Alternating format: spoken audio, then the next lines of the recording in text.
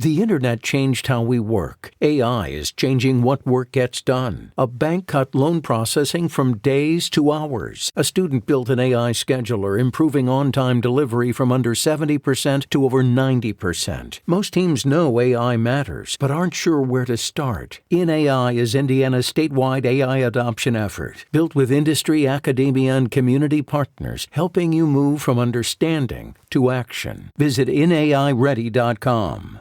This is Inside Indiana Business Radio for the afternoon of Monday, August 17th, 2026. I'm Alex Brown. Agriculture experts say recent severe storms in northwest and east central Indiana could have a major impact on the upcoming corn harvest. Dan Quinn, an extension corn agronomist at Purdue University, said the timing of the storms played a key factor, especially in northwest Indiana where high winds have knocked over corn plants. If corn falls over when it's a lot younger, right, it often has time and ability to recover and it, kind of upright itself. This time of year when it falls over, it in many cases stays down. So there's just not a lot we can do about it. He said while more mature corn plants can better withstand flooding, the sheer volume of standing water is still causing problems in some areas. Merrillville-based Northern Indiana Public Service Company released power restoration estimates Sunday night for customers affected by recent storms. The utility expects to restore power to about 90% of affected customers by 11:59 p.m. Tuesday. Full restoration is expected by 11:59 p.m. Friday. Pacers Sports and Entertainment and the Indianapolis Colts on Sunday said they would donate a combined $250,000 to the American Red Cross to support Central Indiana families impacted by historic flooding and severe weather. PS&E said its $125,000 donation comes on behalf of its Fever, Pacers, and Boom franchises. The Colts are also providing $125,000 to the effort. From the number one source for Indiana business news, this is Inside Indiana Business Radio. Thanks for listening to this IBJ Media podcast. You're probably going to remember this ad. Do you know why? Podcast advertising works.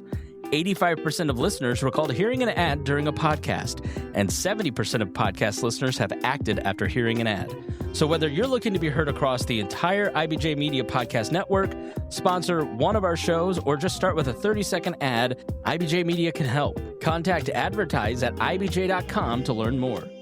Indiana University Health is beginning its search for nursing staff as construction nears the finish line for its new $421 million hospital in Fort Wayne. IU Health Fort Wayne Vice President and Chief Nursing Officer Angie Powell told our partners at WPTA-TV the health system is hiring 270 nurses in a variety of departments at the hospital. She said there will be an emphasis on professional development and building strong research skills for the nursing staff. What that means for Fort Wayne nurses is having the experience of transformational leadership, having the resources to provide exceptional care, and being able to engage in evidence-based practice and nursing research. It's truly been a joy to work with the academic institutions in and around Fort Wayne. We already have a program in place through Nurse Scholars that supports our nursing students through tuition support. And then also we have a nurse residency program that supports nurses through their first year of nursing. Officials said the hospital is on track to open on schedule on May 1st, 2027, after breaking ground in 2024. The health system said it will begin hiring for other positions in the months ahead.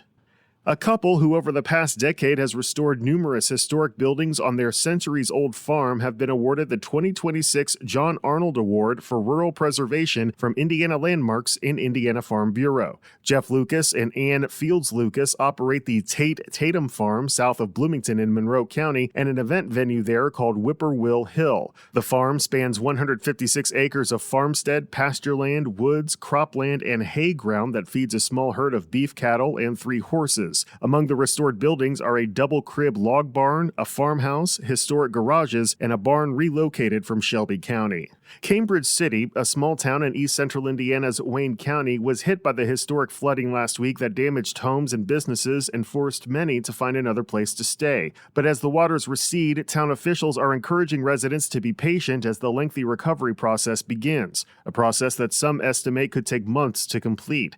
Speaking at a town hall at Lincoln High School on Sunday, Cambridge City Town Council President Jim McLean thanked residents and first responders for working together to prevent what he said could have been an even worse tragedy. The first night I was able to get emergency management showed up.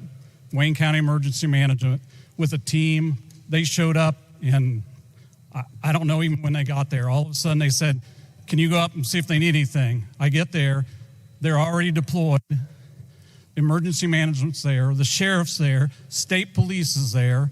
Everybody, and their fire departments from not just Cambridge City, not just Milton, not just Dublin, from everywhere.